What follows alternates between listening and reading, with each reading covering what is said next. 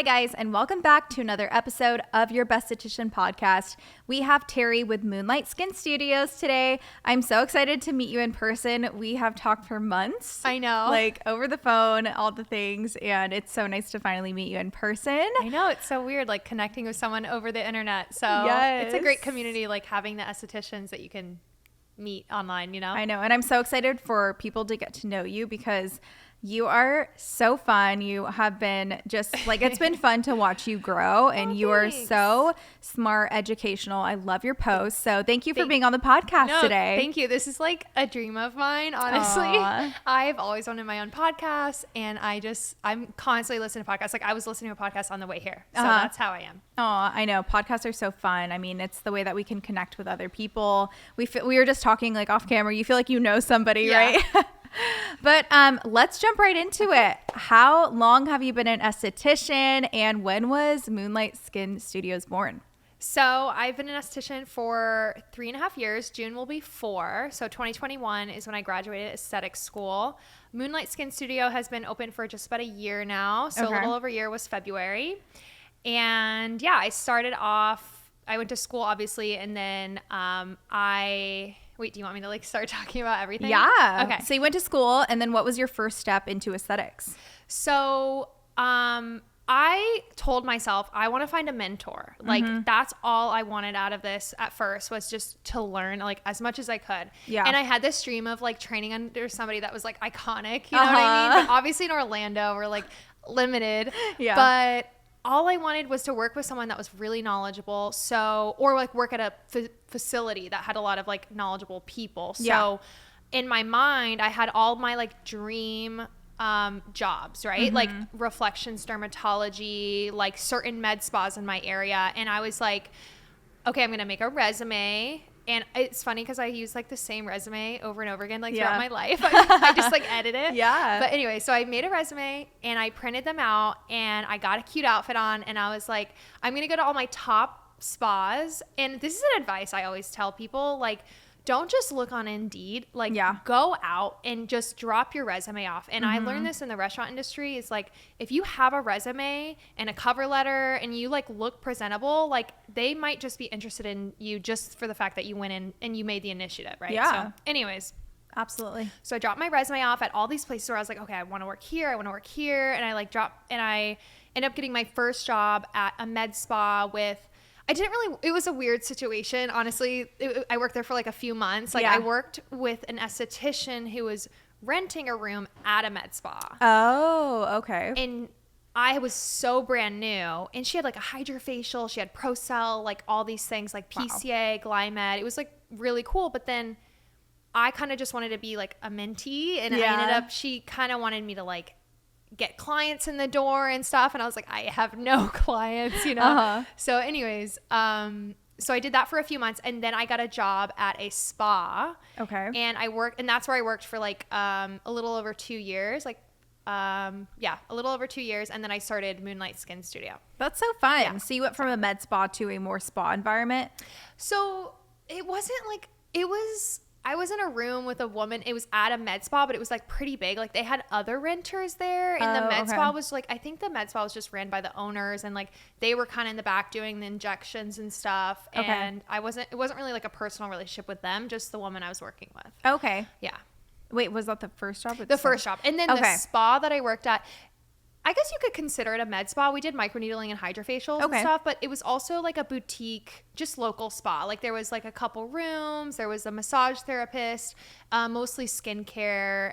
So that's really like my first real job, I say, because like the first one was just for a few months. Gotcha. Yeah. You were like, maybe this isn't for me, and you found something else. Yeah, well, yeah, because I had no clients, and I think she was I felt like I was solo. Oh, okay, gotcha. Yeah, that I get it. Yeah. So for when you went off and you got this second job, what were the main things that you learned that you were like so excited about as a newer esthetician? Well, that kind of went by the wayside as well. Like I got this job from a friend who her sister was an esthetician and owned this spa. And I was like, okay, cool. I'm going to work with this experienced esthetician. I'm going to learn. And so I got the job in November, and she sold the spa in January, or it was sold officially in February 1st. Okay. So I was with her for like 2 months, And she was pregnant with her second child, like running the business, had another, younger child.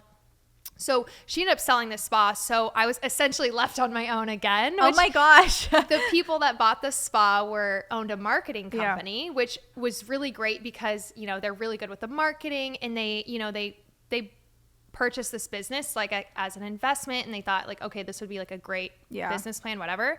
So, but I was the only esthetician. Yeah. And I had only been an esthetician for like a couple months at this point. So I was like, okay, so I'm on my own again. So it was kind of like we grew the spa together. Yeah. And like I helped them with the skincare side of things, because when they bought the spa, they had no idea about any part of like skincare. Like the owner, she would always joke, she's like, I used Neutrogena makeup wipes before I owned the spa. Oh my gosh. But like it was kind of like me helping and guiding them on like, okay, like this is what's in a facial. These are like the supplies you need, and them kind of like learning, and we kind of like grew together. So I feel like I've been on my own. I was about to say. But with the support of the owners of the spa. I was there for a couple years, and like they were really supportive, and they kind of just like anything I would say, like, hey, like this would be what we need. Like they would do their research or whatever, but like they trusted me. So I feel like being there for a couple years, I just kind of grew, and I had to I had to outsource for education. I had to like look for people like you, look for other estheticians podcasts, etc. Like that's how I learned, and then continued education, trade shows, It's so interesting because I feel like you had the support of other people kind of, obviously when you're brand new, it's like obviously a lot of expenses. So it sounds like you got to like kind of build your own business, but like have the support of a company, which is really cool. Yeah. I mean, I'm like, oh wow, she was basically like building her own business these few years before she went solo. I mean, they were like the business people, of course, like they handled all that. But like, I was like, okay, I wanted to learn, but also execute at the same time. So, but the cool thing was I worked for a spa. So it was like, I worked at the Rose, or that was the name of the spa, but all these, like all the clients I would get is because I was at this spa in a certain location. So like, it was just nice to get my hands on people. And I think it's really important to like work for someone else before you go solo. Like I know a lot of people like want to go solo these days, but like, all I wanted was to work for someone, and then I ended up going on my own. But yeah, so like they did support me, and like they like did all the marketing, and they like, it was kind of like, let's do this. And, so I had that support, and then we eventually got other estheticians to work there. So, wow. Yeah. I know it's so funny when you go, I always tell people work for other people as well, because there all these little things that you're trying to figure out in the beginning are like, oh my gosh, it can unfortunately be a recipe for disaster. So that's so nice that you're able to have that support. I mean, with marketing, because that's huge. I mean, how do you market yourself now? Like on Moonlight Skin Studios. I have I made sure I have a website, a Google page. Google's like super important. And then social media, mostly just like Instagram, but that's really how I market myself. And I feel like you can get a lot of clients through social media, but also a lot of my clients are referrals too. So and those are the best clients. And you know that. Like when your friend is like, hey, and like I have a couple friends that are hairstylists and stuff. So like they'll send me clients. So it's really like word of mouth. And then a lot of it is social media. I've run ads on Instagram, which have, I think, like helped a lot. So that's helped me with advertising. But I haven't paid for any other types of ads. Yeah. I mean, I'm all about like organic social media growth. I mean, that's how I built my business. And of course you have to be intentional with things. You can't just like post and expect to get like thousands of leads in the door. But like truthfully, like organic marketing is so nice with like, I think referrals are organic marketing as well, because it's like people organically talking about how much they love you, and then they come into your practice. But when you first went solo, so what was your thought process on going solo, since you did work for somebody else? I think the main driver for me was wanting to make decisions that I thought would be best for clientele. It wasn't necessarily for money. Like if I got that mentorship that I wanted, and I got to work in this like dream spa location like that I had in my mind, like working for some famous esthetician, like I would probably still be there. Like I don't think I had a lot of plans to just like go out on my own, and I always told myself I want to open a spa. If I go out, I'm going to open like a real storefront. I'm not going to do it until I have like the income for that. But going off my own, I guess I just kind of felt like I couldn't like grow anymore. And I felt like I was kind of like maxed out. Yeah. And I was seeking more, and I wanted more control, I guess. Like Yeah. I wanted to make the decisions, which I think maybe a lot of estheticians are control freaks. Yeah, no, definitely. And ADHD. Yeah, no, That's 100%. me. I know. Yes. I'm always like all over the place. It's like you have a plan, you have a vision, but oh my gosh, like It's I'm all in here. yeah, it's like everywhere, especially like when you go solo and you're like, oh my gosh, like I need to put all my thoughts together. It's like Yeah. a lot. But I think that's so cool. I mean, it's like an entrepreneur mindset and just Yeah. like, I mean, there is a certain point where I didn't even think that. I'm like, I always want to work for somebody else. Yeah. And then I got to a point in my career where I was like, oh, I'm like never going to be quote unquote happy because they don't have the same values as me. Like they're not Exactly. pushing you to another level where you wish that you could be. And Yeah. it's funny how that we go into like becoming an esthetician and we have all these dreams, hopes, and we were like, oh wow, it's funny how my journey ended up somewhere else. Yes. And like it's almost like the veil gets taken down a little Yes. bit. Like you have all these thoughts about it, and the more you learn, Yeah. and then you realize like how other people run their business. And I've heard horror stories about Oh, med spas and stuff. So like you really gotta like keep your head down and like find what's right for you, Yeah. or just like what you think is like honest and good and whatever your values are, you know? Yeah, no, absolutely. I remember when I worked at like several med spas, and I don't know, there's something like about med spas that you don't get I mean, in my opinion, you Yeah. don't get that one-on-one. Like it's Yeah. so different when you're solo and being able to build your business. And Yeah. you like, I feel like the relationships that I have now with my clients are so deep, and I can't even Yes. imagine working for somebody else now because I could never get that at a med spa. Exactly. And med spas are like a whole nother story. Like the spa I was working at was a spa Yeah. which had like some medical like aesthetics, Yeah. but I felt like a lot of my clientele were just going to the spa. Yeah. I had like some loyal people that like really came for me, but like I wanted to build a business that was built around like my thought process, and like I wanted clients to come seek me out because of my expertise or because they liked my style when I'm working, facial style, whatever. So Yeah. I think that was a big driver as well, because when you work for a spa, like at the end of the day, like it's their name on it, and like especially if you have like memberships and stuff, like these people are just coming because it's the spa it's a great place, but Yeah. or like it's just close to them or Oh, whatever. yeah. They're not coming because it's like Skin by Victoria Yeah. or whatever, like Terri, It's out of convenience and price a lot of the time. And Yeah. you're like, dang it, like come for me. What was like the scariest part of you going solo? Did you have a base of clients that you started with? If you're a solo esthetician looking for a community, make sure you join our Patreon, where we give you all the tools and resources for you to become a six-figure business and actually work less and make more in the treatment room. Yes, this is not a course. These videos are coming out monthly, so they're constantly evolving, constantly changing. Anytime there's new information in the industry, we are going to speak about it and teach everything that we know. We've built multiple six-figure businesses now, so jump in there, absorb everything we have, from shooting and editing content to protocols to marketing, everything you need for your business. Click the link in the description to jump into that community. If not, I hope you're enjoying this podcast and jump right back in.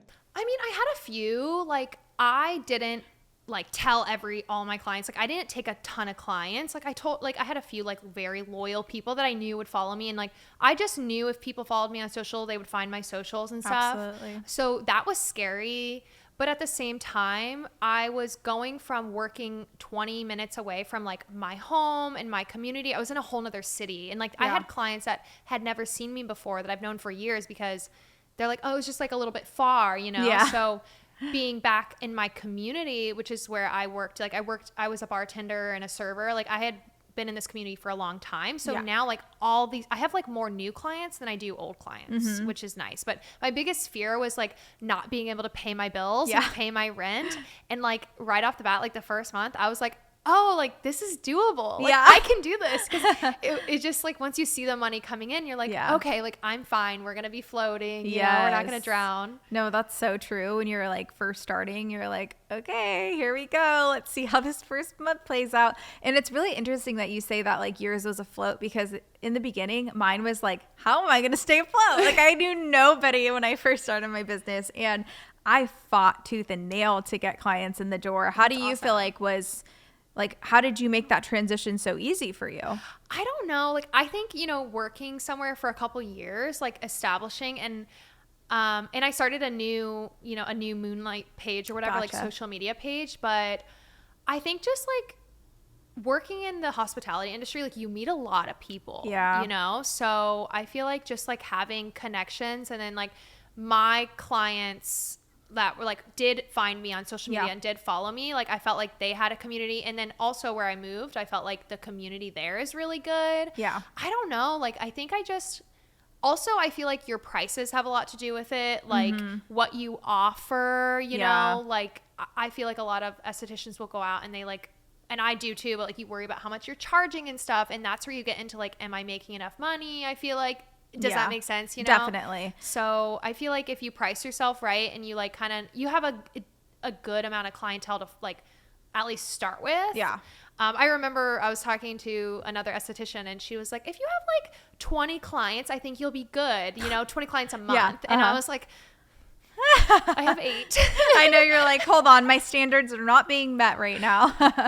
No, I think that's a very valid point. And were you a bartender and server at the time of you opening up your own business? No. So I was a bartender for the first like year of being an esthetician. I was bartending Fridays and Saturday nights, but that was just like exhausting. But it supplemented my income. But then eventually I was able to like not do that and work at the spa.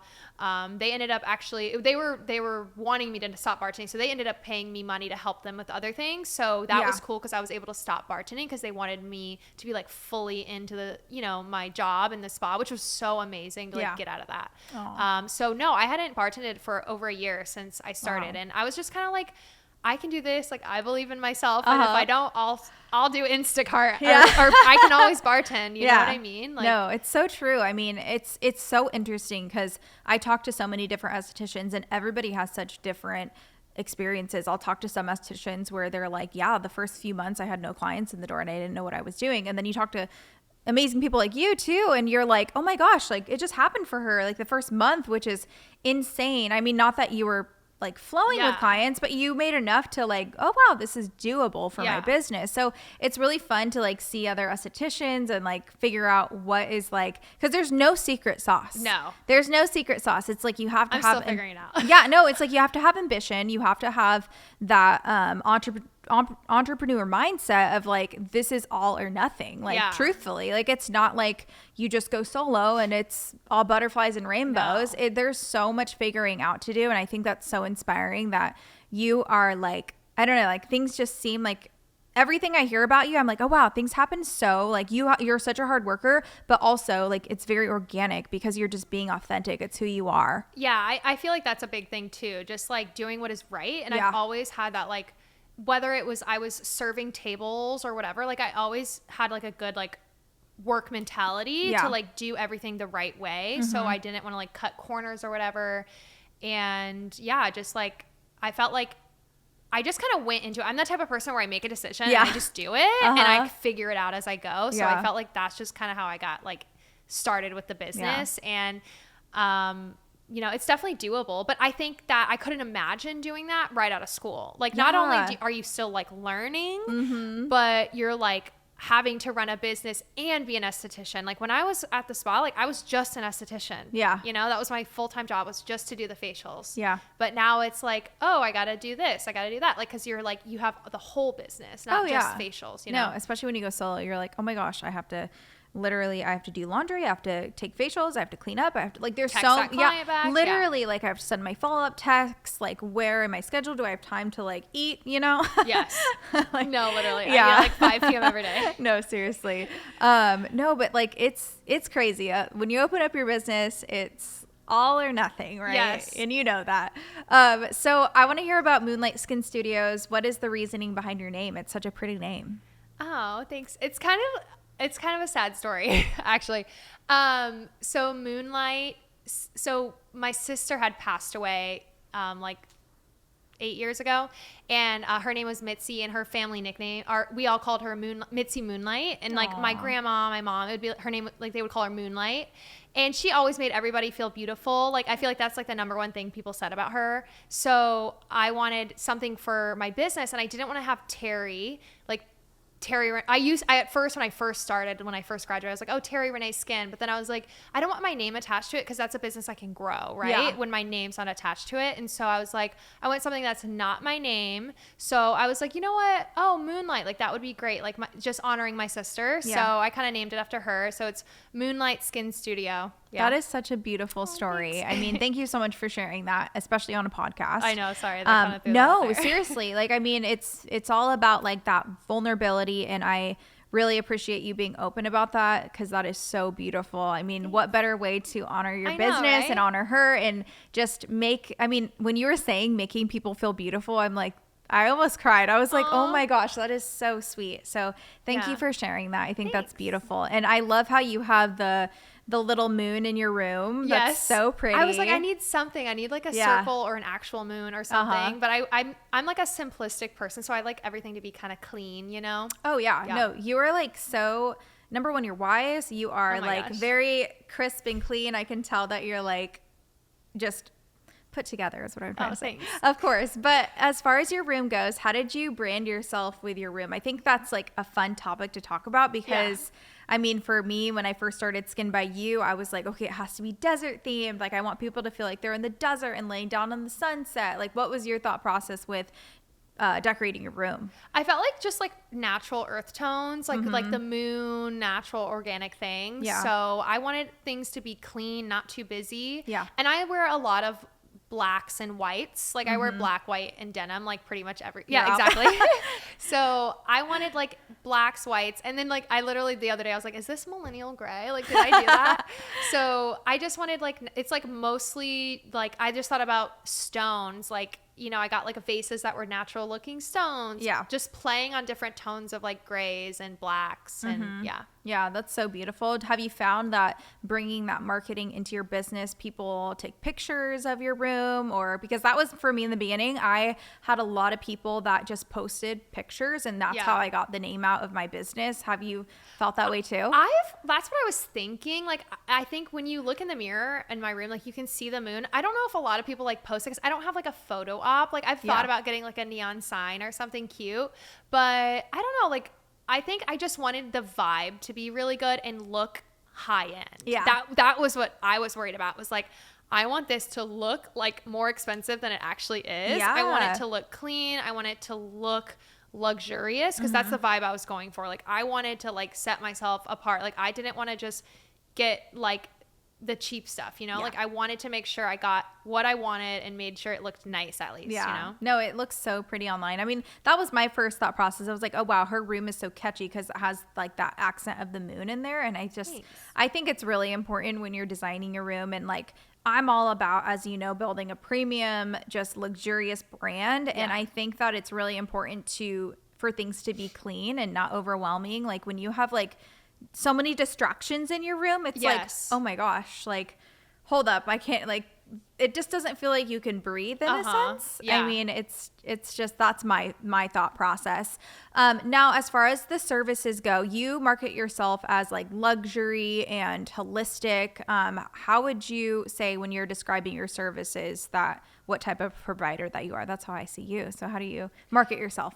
So my slogan, I guess, is like luxury and results driven skincare, because I don't want people to feel like, oh, it's just relaxation, or it's just like results. Like I kind of want to be a little bit in between. So I try to like integrate that massage and like that like relaxation and like high-end products, high-end services, but they can also come in there and get like a killer peel or like deal with their acne or whatever, you know what I mean?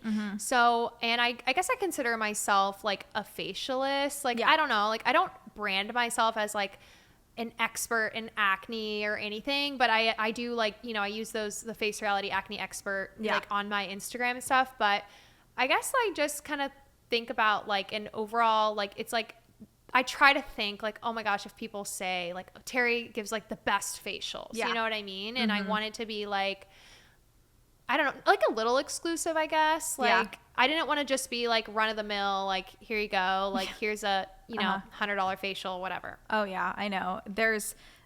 I think it's really cool how you've been able to just like be a luxury provider, but you're like results driven is like exactly what I'm hearing. And I love your branding. I love everything that you're doing.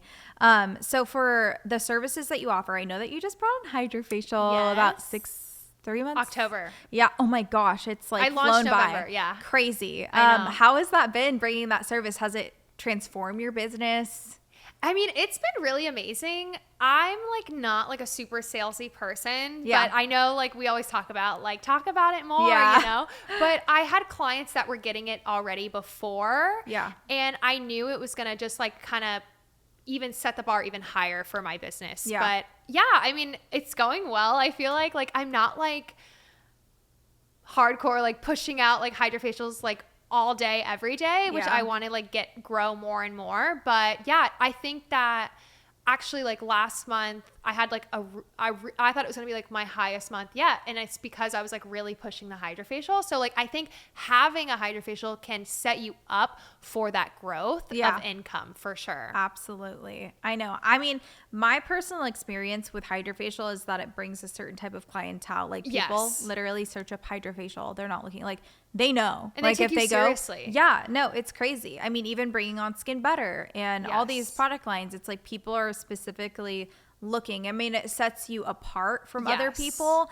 And I just think it comes with a certain clientele and people like, again, taking you like, they're like, oh, she carries the name brand, you know? And that's a big thing for me too. And I will say, I know I said I didn't have a mentor, but I think my biggest mentor that I've had was my Is Clinical rep. Like she was amazing. And like, she literally like the first day I ever met her, like she like cried in my room and she like, cause she was an esthetician, like she was amazing, but she told me this one thing that I'll never forget. And she said, I would never go to a spa that had a facial under $100. Yeah. Like there are people that will not go to you just because your services are cheaper. Yeah. So like that really stuck with me. So I was like, I'm never going to have a facial under $100. No, it's so true. The type of clients that you get when you constantly run discounts or you have dirt cheap prices, it's always the worst clients. And I try not to do discounts. I try to do gift with purchase or like value added on, which it's hard because my facials are all inclusive. So I have to like find something to give to them. Definitely. Extra. But yeah, I definitely think that's a big thing. Like don't discount yourself. Like get the best of the best. Do like, or like at least what you can afford, you know what I mean? And like, don't like put your prices too low. Like I think that is huge, especially for people like, cause like I'm in like some esthetician, you know, like group chats and stuff. And like, they're always talking about like, okay, I've said that sounds mean, but like people do, they're like, oh, like that's too much. Like that opening order is too much or whatever. And it's like, well, like I feel like you shouldn't invest in something until you're ready for it. Or like you should just like put your, like get the best. And that's why I've worked with Is Clinical for so long. And it's because it's a very reputable brand. Like, other like estheticians that I look up to carry it, and people know that name because it's associated with celebrities, medical spas, like things like just like Skin Better, you know? So I think like, you know, setting the bar higher and then the rest will come. Oh yeah. You know? Exactly. And I feel like when you go into the mindset of anything like, oh, that's too expensive. Oh, that's too much. How are you ever going to get past that point? If you're constantly like, how can you expect to make more if that's your mindset? Truthfully. Like I tell my husband all the time, I'm like, okay, I believe in this product. Yes, it's a $2,500 opening order, but like I know I can sell it. Exactly. That's like, what I thought about Skin Better too. I was like, yeah, now I have to pay monthly to carry it, but now I'm like, but it's going to be worth it. Totally. And you're like, how can you expect other people to invest in that product if you don't even believe it in yourself? It's like, to make more money, you have to, like, as silly as it is, you have to go into that mindset of like, oh my gosh, like you don't even think about that number. $2,500 is like, yeah, it's $2,500. I'm going to make that back. I'm going to make double that money. And so it's like, you see all these people that are like scared to make that move. And it's so important to have like a positive mindset when you're going into these things. I mean, the most successful estheticians that you see make those scary moves. It's like, yeah, it's scary, but it's so worth it. Yeah. And I think another thing too is like, I might or other estheticians might have all these nice luxurious things. Doesn't mean they're taking all that money home. You know what I mean? Like, exactly. Like when I went into business,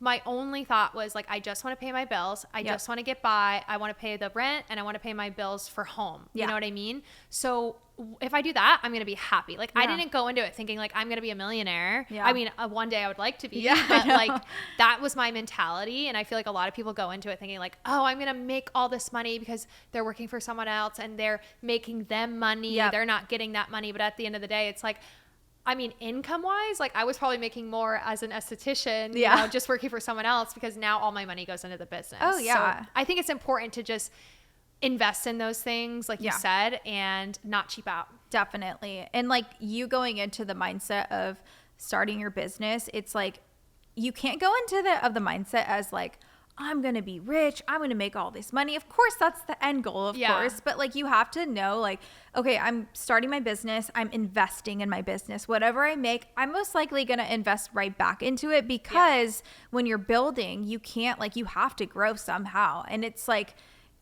starting a business as an esthetician, there is a ton of overhead. I think people don't talk about that enough. It's like how much I made it in a day as an esthetician, but there is so many expenses. Like I remember like the first month that I made like, you know, $10,000 and I was like, where did my money go? Like there's a reel about that somewhere. Like I made all this money. Where did it go? And it's because you're constantly like reinvesting in your business and there's so many like expenses. It's not like it's higher cost of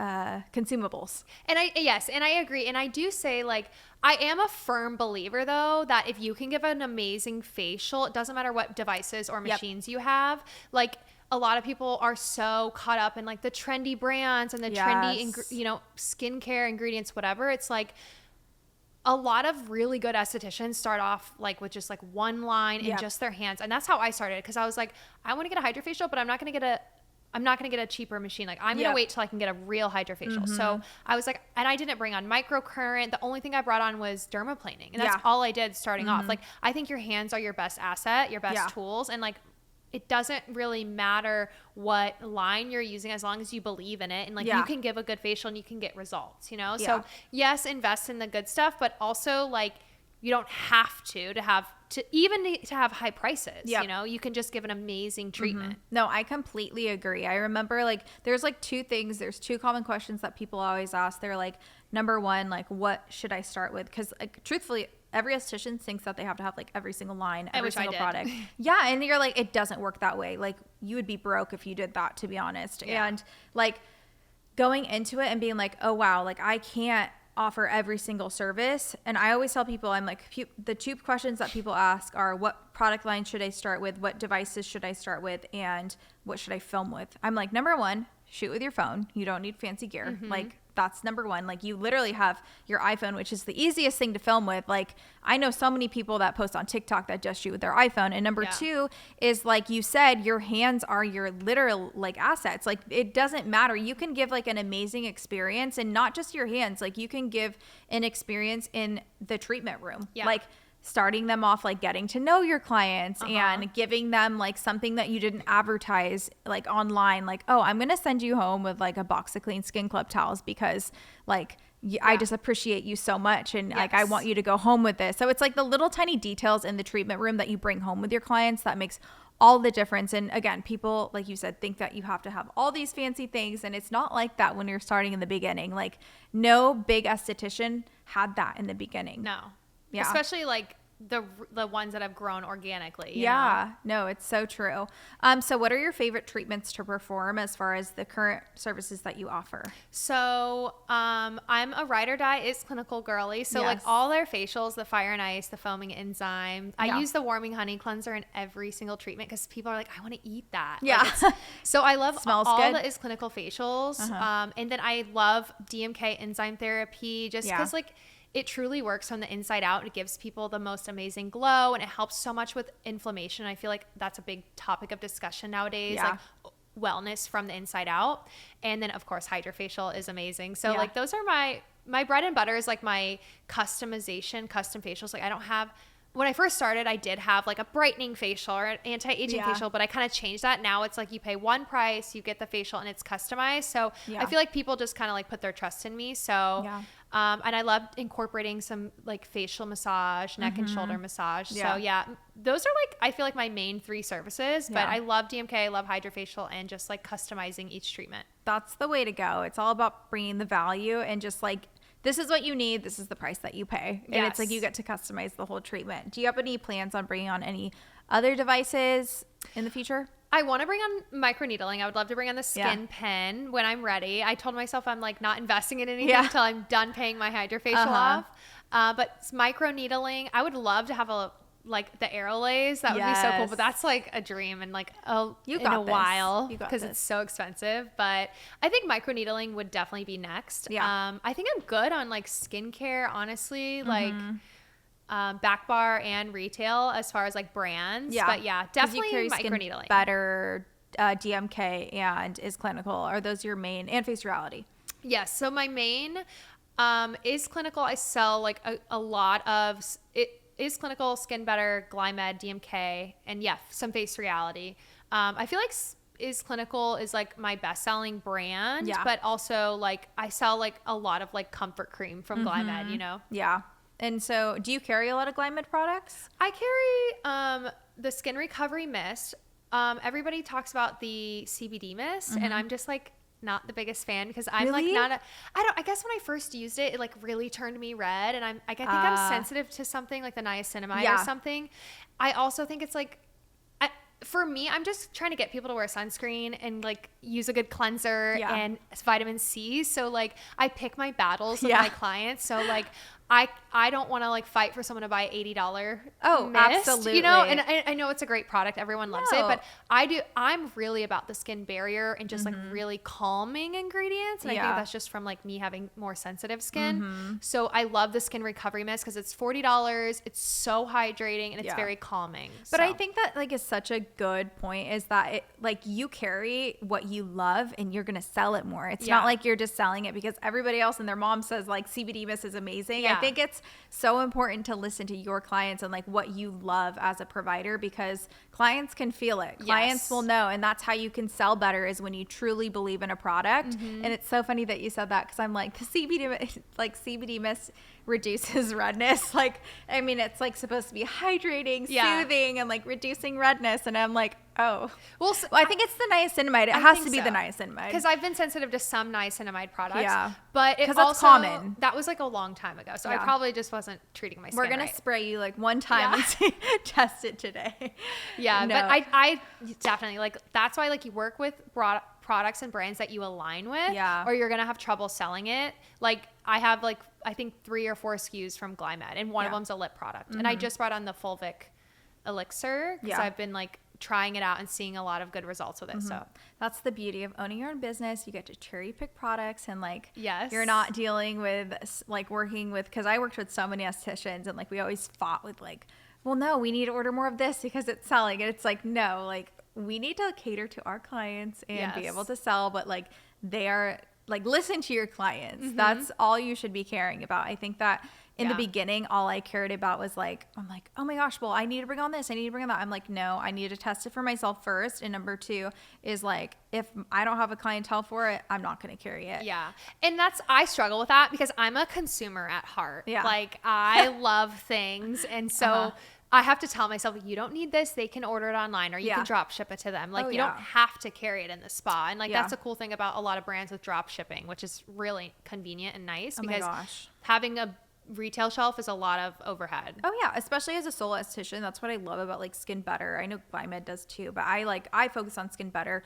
But the fact that we can, like, we don't have to carry every single product, but I have so many clients that will literally go buy like there was in the beginning I was like, oh, I don't carry lines because I'm like, it's such a niche product that I didn't have a clientele for. And I have this one client to this day buys from my link every single day for the lines. And like, I'm like, okay, wow. Like there's so many ways that we can think outside of the box of to making money, but without actually like spending thousands of dollars. Like you can do it. Like there's no reason to carry every single product, every single line.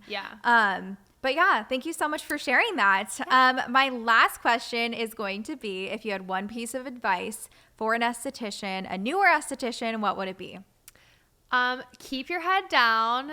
Don't follow a bunch of trends and don't do something just because someone else is doing it. So do everything with honesty and integrity. Like make sure what you're doing is the right thing and you're not just doing it for like a quick cash grab or satisfaction. Yeah. And just like stay in your lane. Yeah. You know? That's such good advice. Thank you so much. And where can people find you on Instagram, socials? So I interact with a lot of other estheticians and just like random things on Skin by Terri. My business page is Moonlight Skin Studio if you're a client. But yeah, you can find me on Skin by Terri or Moonlight.Skin Studio. Awesome. Well, thank you so much for joining Thanks the for having podcast today, of course. And make sure, as always, that you like, comment, and subscribe. And we will see you in the next episode.